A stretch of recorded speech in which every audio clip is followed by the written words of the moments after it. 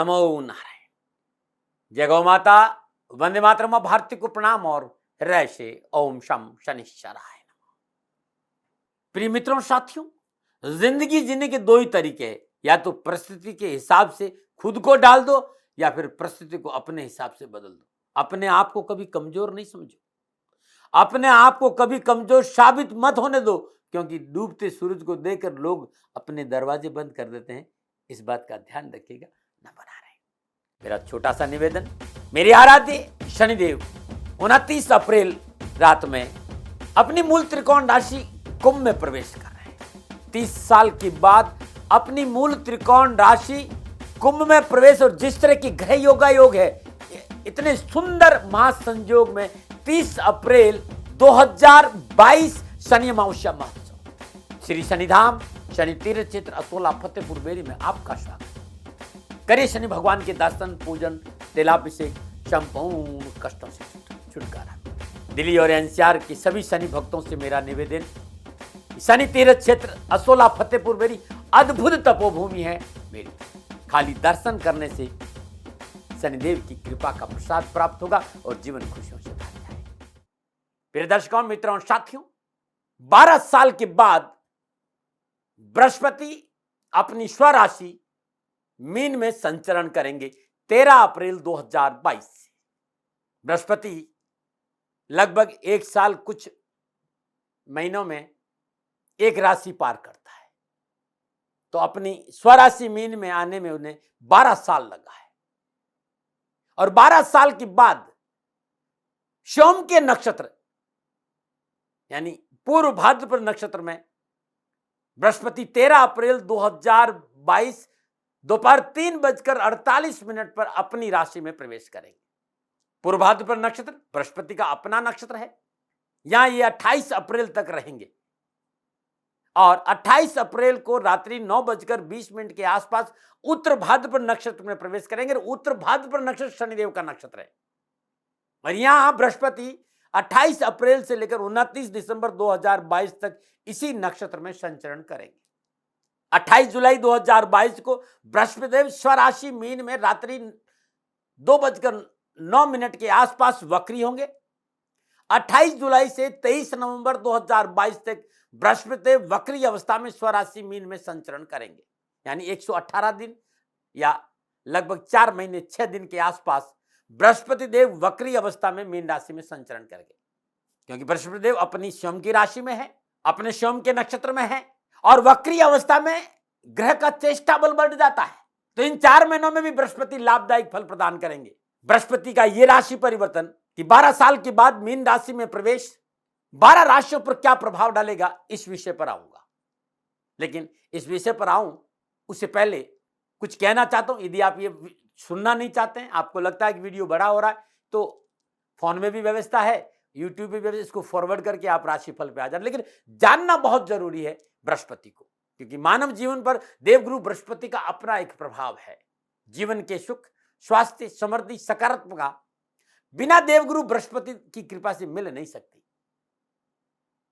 यदि हम लोगों की जन्मकुंडली में बृहस्पति अनुकूल है, हमारी जीवन की गाड़ी सुगमतापूर्वक अपनों के साथ आगे बढ़ जाती है। भारतीय ज्योतिष में बृहस्पति देव को 9 ग्रहों में सबसे शुभ ग्रह माना है।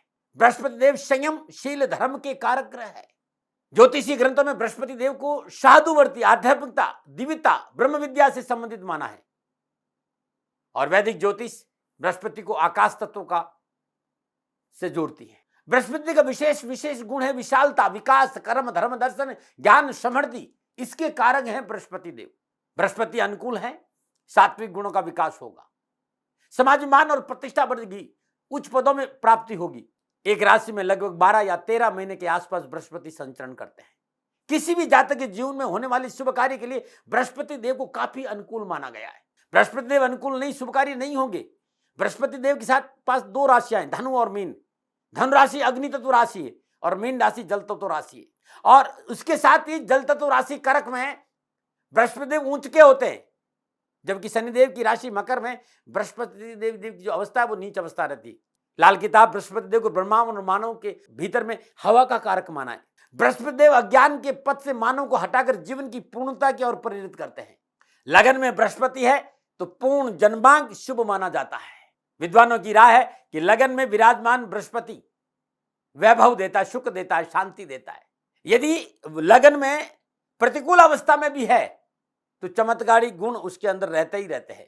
बृहस्पति शुभ ग्रहों से दृष्ट हो शुभ फल प्राप्त होते, और प्रतिकूल ग्रहों के बावजूद भी बृहस्पति की जो दृष्टि है उसमें अमृत है।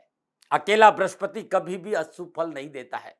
गुरुवार के दिन इनका व्रत रखा जाता है, गुरुवार इनके लिए शुभ माना जाता है। जन्मांग में 2, 5, 7, 9 और 11 भावों में शुभ फल देता है। इसके साथ ही काल पुरुष की कुंडली में बृहस्पति को 12वें भाव का कारक भी माना है। सूर्य चंद्र मंगल बृहस्पति के मित्र है। बुध बृहस्पति से शत्रुता रखते हैं, लेकिन बृहस्पति ज्ञान का कारक, बुध बुद्धि का कारक है। इसलिए मैं कई बार ये देखता हूं कि शोध में ऐसा मिला है कि बृहस्पति और बुध में भी कोई ज्यादा टकराव नहीं है, क्योंकि ज्ञान के बिना बुद्धि का कोई महत्व नहीं और बुद्धि के बिना ज्ञान का क्या महत्व रहेगा। तो दोनों आपस में पूरक है। रही शुक्र की बात, शुक्र स्वयं आचार्य पद पर विराजमान है। एक आचार्य दूसरे आचार्य का सम्मान करता है। केतु कर्म फल दाता है, तो बृहस्पति की शनि से भी, शनिदेव कर्म फल दाता है, तो बृहस्पति का शनिदेव से भी कोई शत्रुता नहीं है। अब रही राहु और केतु की, तो राहु कार्मिक ग्रह है। संपूर्ण जन्मांग में सबसे महत्वपूर्ण ग्रह है राहु और केतु है, और बृहस्पति और राहु केतु के आपस में कम बनती है, ऐसा देखा गया है। काल पुरुष की कुंडली में बृहस्पति 9वें और 12वें भाव में स्वगरी माना जाता है। बृहस्पति 4थे घर में ऊंच का होता है और 10वें घर में नीच का होता है। बृहस्पति अध्यात्म शिक्षा का कारक है। बृहस्पति यदि प्रतिकूल है तो सांस संबंधी तकलीफ होती है, और बृहस्पति 6ठे भाव में है तो पिता को सांस की तकलीफ होती है। वे लोग जिन्हें शिक्षा संबंधी क्षेत्र में कुछ परिवर्तन करना चाहते हैं, उनके लिए बृहस्पति क्या संकेत दे रहा है 2022 में? क्या 2022 में नया व्यापार शुरू होगा? क्या नौकरी लगेगी? क्या प्रमोशन मिलेगा? क्या राजनीतिक वर्ष तो राजनीतिक सफलता मिलेगी? क्या सामाजिक सेवाओं का अवसर मिलेगा? क्या घर में होगी बरकत? क्या परिवार के सदस्य एक साथ बैठ पाएंगे? क्या शादी विवाह के मसले हल होंगे? क्या अविवाहितों का विवाह होगा? क्या तलाक की स्थिति टलेगी? क्या घर में आएगा पैसा? क्या संतान को मिलेगी सफलता? ये सारी बातें देवाधिदेव बृहस्पति देव के क्षेत्र में आती है। अब हमको झांकना होगा अपने भीतर में, हम कहां खड़े, हमारा क्या लक्ष्य है? क्या देवगुरु बृहस्पति लक्ष्य प्राप्ति में सहायक सिद्ध होंगे या फिर आएगी बाधा? ये था बृहस्पति देव के बारे में मेरे कुछ विचार। फिर मैं कहना चाहता हूं, जब रास्तों में कदम डगमगाने लगे तो एक नजर खुद के हालात पर डाल लेना, अपने आप ही कदम मंजिल की तरह चल पड़ेंगे। अब बृहस्पति देव का 12 राशियों पर क्या प्रभाव रहेगा, यह महत्वपूर्ण विषय है। बृहस्पति देव अपनी राशि में है, और अपनी राशि में बैठकर इनकी 3 दृष्टियां भी है, 5, 7 और 9। सारे विषय पर मैं आपको चर्चा करूंगा। शुरू करते हैं राशिफल। ये जो राशिफल है ये आपकी चंद्र राशि, आपकी नाम राशि पर आधारित है, लेकिन बहुत सी विधाओं का समावेश इसमें है। नक्षत्र गणना भी है, लगन को भी देखा है।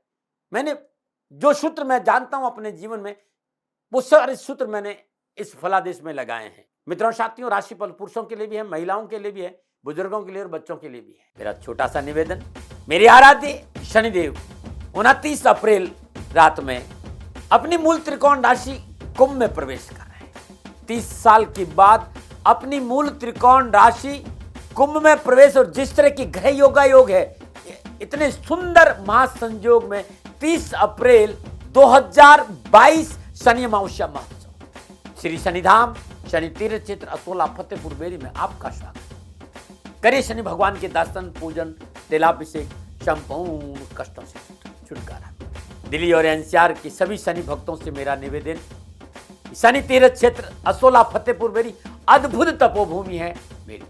खाली दर्शन करने से शनिदेव की कृपा का प्रसाद प्राप्त होगा और जीवन खुशियों से भर जाएगा। प्रिय दर्शकों, मित्रों, साथियों, बृहस्पति देव की राशि परिवर्तन का मीन राशि पर क्या प्रभाव रहेगा, इस विषय को लेकर आपके सामने हूं। ये मीन राशि का राशिफल है। राशिफल चंद्र राशि, नाम राशि पर आधारित है। राशिफल पुरुषों के लिए भी है, महिलाओं के लिए, बच्चों के लिए भी और बुजुर्गों के लिए भी है। मीन राशि वालों के लिए बृहस्पति देव लग्न और 10वें भाव के स्वामी होकर लगन भाव स्वराशि मीन में सूर्य के साथ इस समय विराजमान है। बृहस्पति देव की पंचम पूर्ण दृष्टि पंचम भाव में अपनी उच्च राशि कर्क पर है।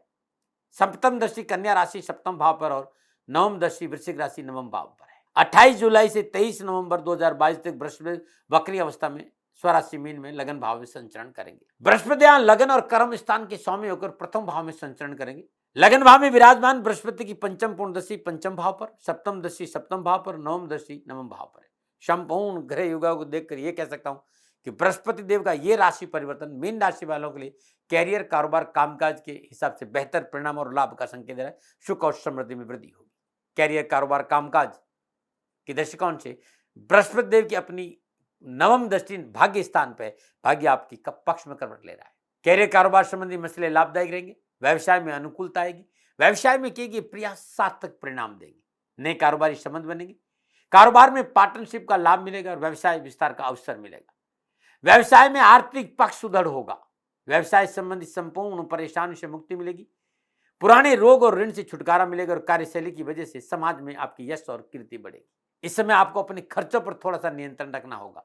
वैसे संयम और धैर्य से काम किया तो धन संबंधी परेशानियों का आपको सामना नहीं करना पड़ेगा। फिर भी ये कहना चाहूंगा कि जो लोग आपके साथ काम कर रहे हैं उनकी हर बात को मानना भविष्य के लिए अच्छा संकेत नहीं है।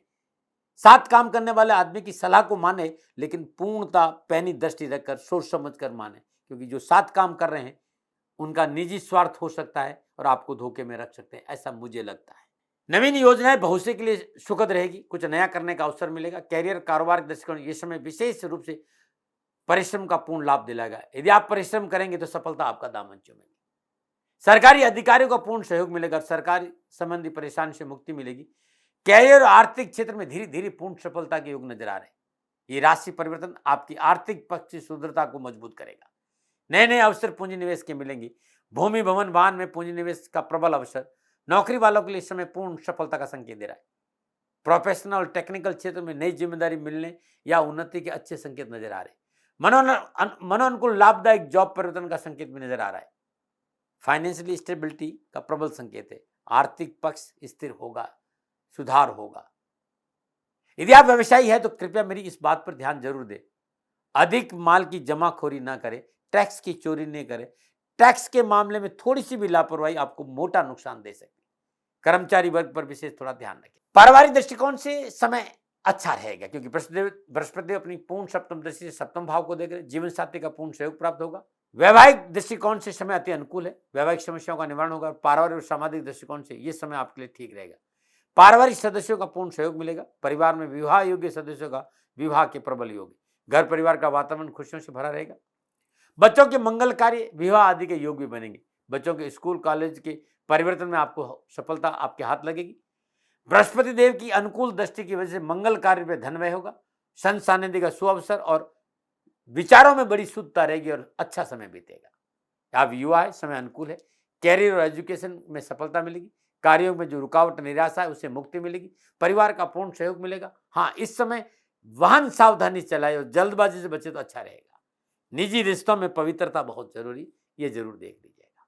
विद्यार्थियों को शिक्षा के क्षेत्र में प्रयासों के अनुकूल सफलता मिलेगी। पढ़ाई पर थोड़ा सा ध्यान दिए तो सफलता आपकी अवश्य आपको मिलेगी। स्वास्थ्य के दृष्टिकोण से मीन राशि वालों के लिए नक्षत्र गणनाओं के हिसाब से समय ठीक है। फिर भी स्वास्थ्य के लिए कोई लापरवाही नहीं बरतें। खान पान पर ध्यान दें। दैनिक दिनचर्या ठीक रखें। रात्रि विश्राम पर पूरा ध्यान, नींद पर पूरा ध्यान अच्छा होना चाहिए। 2022 के लिए कुछ विशेष बात है। 28 जुलाई से 23 नवंबर 2022 तक बृहस्पति वक्री अवस्था में स्वराशि मीन में लगन भाव में संचरण करेंगे। बहुत मीठे लोगों से सावधान रहना है। गलत इंसान की गलत नीतियों की वजह से बना बनाया काम बिगड़ सकता है। धैर्य और स्वयं से बात ध्यान रखें। व्यक्ति की पहचान जरूर करें कि अमुक व्यक्ति ये बात क्यों कह रहा है। जल्दबाजी में कोई निर्णय नहीं। क्रोध और आवेश में लिए गए निर्णयों की वजह से जीवन में मोटा नुकसान हो सकता है। सच बोले परंतु मीठा बोले, लेकिन मीठे लोगों से, जो आपकी बहुत ज्यादा, आप समझदार है, भाषा पवित्र होनी चाहिए, मतलब बहुत ज्यादा मीठा हो तो उससे सावधान रहना, तकलीफ दे सकता है ऐसा व्यक्ति। क्या उपाय करें? मेरा छोटा सा निवेदन, मेरे आराध्य शनिदेव 29 अप्रैल रात में अपनी मूल त्रिकोण राशि कुंभ में प्रवेश कर रहे हैं। 30 साल के बाद अपनी मूल त्रिकोण राशि कुंभ में प्रवेश, और जिस तरह की ग्रह योगा योग है, इतने सुंदर महासंयोग में 30 अप्रैल 2022 शनि अमावस्या महोत्सव श्री शनिधाम शनि तीर्थ क्षेत्र असोला फतेहपुर बेरी में आपका स्वागत। करिए शनि भगवान के दर्शन, पूजन, तिलाभिषेक, संपूर्ण कष्टों से छुटकारा। दिल्ली और एनसीआर के सभी शनि भक्तों से मेरा निवेदन, शनि तीर्थ क्षेत्र असोला फतेहपुर मेरी अद्भुत तपोभूमि है। मेरी खाली दर्शन करने से शनिदेव की कृपा का प्रसाद प्राप्त होगा और जीवन खुशियों से भर जाएगा। हर रोज प्रातःकाल नित्य कर्म स्नान उपरांत पर सुबह और शाम सूर्य उदय से पहले दशरथ शनि के साथ पाठ करिएगा और सूर्यास्त के बाद भी पीपल के वृक्ष के नीचे चौमुखा सरसों का तेल का दीपक शनिवार को जलाएं या हर रोज जलाएं, कष्ट और पीड़ाओं से छुटकारा मिलेगा। भगवान श्री हरि विष्णु के चरणों में हर रोज पीली 9 पुष्प चढ़ाना बड़ा शुभ रहेगा। श्रद्धानुसार चने की दाल गरीब निधन जरूरतमंद स्वागन महिला को गुरुवार के दिन दान देना अति उत्तम रहेगा। कंजकों को पके हुए पपीते गुरुवार के दिन खिलाना बड़ा लाभदायक और शुभ उपाय है, इसे जरूर करें। ये था मीन राशि वालों के लिए बृहस्पति देव की राशि परिवर्तन का नक्षत्र गणनाओं के आंकलन के आधार पर मेरा अनुभव। प्रिय साथियों और मित्रों, कोई दबाव नहीं है, कोई विवाद नहीं, कोई तर्क नहीं। सेकंड ओपिनियन का अधिकार आपका था, आपका है, आप ही का रहेगा। हाँ, मेरे से कोई भूल हो गई हो तो दोनों हाथ जोड़कर क्षमा प्रार्थी, मानो न मानो आपकी मर्जी, न मना रहे। राजस्थान का हर व्यक्ति जानता है कि दाती महाराज गायों से बहुत प्यार करते हैं, बेटियों से बहुत प्यार करते हैं।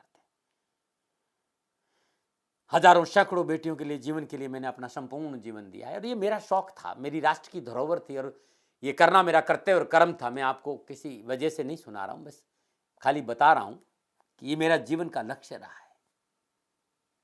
मनुष्य हूं और मानव होने के नाते मेरा कर्तव्य है कि मैं अपनी राष्ट्र की सेवा करूं। मैं इस राष्ट्र का नागरिक हूं। 30 सालों से मैं बेटी बचाओ और गौ सेवा में अपना जीवन इस राष्ट्र के साथ लगाया है। वर्तमान परिस्थितियां आर्थिक दृष्टिकोण से मेरी अनुकूल नहीं है। धन नहीं मांग रहा हूं कि मुझे आप पैसे दीजिए, नहीं, पहले भी कभी नहीं मांगा और अब भी मैं नहीं कह रहा हूं और ये मेरा अहंकार नहीं है, क्योंकि धन को लेकर मैं राष्ट्र के सामने कभी नहीं आया था। हमेशा मैंने ये कहा कि साहब सेवा करिए, आप, मैं भी सेवा करता हूं, आप भी सेवा करिए, धन नहीं चाहिए। लेकिन वर्तमान में जो आर्थिक परिस्थिति हैं वो मेरे को ये कहने के लिए मजबूर कर रही है कि सन्निधान गौशाला की गायें दुखी नहीं रहे, इसके लिए मुझे आपका सहयोग चाहिए और सहयोग के लिए मैं स्वयं आपके साथ खड़ा हूं, आपकी समस्याओं के समाधान के लिए। भाई, आप अपनी जन्म कुंडली का अवलोकन कराना चाहते हैं, आप अपनी जन्म कुंडली बनाना चाहते हैं, आपको बहुत सी चीजों की जानकारी चाहिए, तो मैं आपके साथ खड़ा रहूंगा, पूरे साल खड़ा रहूंगा, जब तक जीऊंगा तब तक खड़ा रहूंगा। नंबर आ रहा है, इन नंबरों पर संपर्क करिए, आप मेरे से बात करिए, लेकिन इसकी एवज में गायों के लिए चारे की व्यवस्था कर लीजिए। और इसीलिए मैंने कहा था कि भाई थोड़ा दिन इस समय मैं परेशानी में हूं और मेरी गायें चारों को लेकर थोड़ी सी परेशान हैं। ऐसा हृदय से आया, लोगों ने कहा कि राष्ट्र आपसे प्यार करता है दाती महाराज, एक बार निवेदन करिए। तो मैं दान नहीं मांग रहा हूं, फिर भी मैं अभी भी मेरा ये अहंकार नहीं साथियों, मेरा राष्ट्र सर्वोपरि है। मैं ये नहीं कह रहा हूं, मैं ये कह रहा हूं मैं परिश्रम करूंगा आपके लिए और परिश्रम के एवज में गायों के लिए चारे की व्यवस्था करिए। शनि भगवान आपकी रक्षा करे और आपका जीवन सदा खुशियों से भरा रहेगा, ऐसा मेरा निवेदन। और वे लोग जो सक्षम है, सामर्थ्यवान है और जिन्हें दाती महाराज के ज्योतिषीय समाधान की आवश्यकता नहीं, तो उनको मेरा प्रणाम, क्योंकि बहुत से लोगों को मैंने देखा है पिछले 1 महीने में लगभग 20 से 25-50 लोग ऐसे भी हैं जिन्होंने सन्निधान गौशाला में 2100 रुपया चारा कर दिया है। मैं उन सब के प्रति अपना आभार प्रकट करता हूं और ये सहयोग मैं जीवन भर याद रखूंगा। मित्रों, समय ऐसा है कि मेरी परिस्थिति आर्थिक दृष्टिकोण से अनुकूल संकेत नहीं दे रही है, इसलिए मैंने राष्ट्र से कहा कि सन्निधान गौशाला में परेशानी नहीं चाहिए। सरकार सपोर्ट कर रही है, अपनी सीमाओं में रहते हुए जो सरकार करती है, लेकिन उससे पूरा नहीं पड़ता है, ये आप भी जानते हैं। शासन की अपनी एक सीमा है और अपनी मर्यादा है और शासन के पास और बहुत से काम है, लेकिन फिर भी मैं आप सभी का धन्यवाद देते हुए हृदय से पुनः एक बार निवेदन करना चाहता हूं कि आपको लगता है कि दाती महाराज के साथ सन्निधान गौशाला में खड़ा रहना है, नंबर है, जरूर सहयोग करें। मेरा कोई दबाव नहीं है, प्रार्थना थी। ओम नमो नारायण, ओम नमो।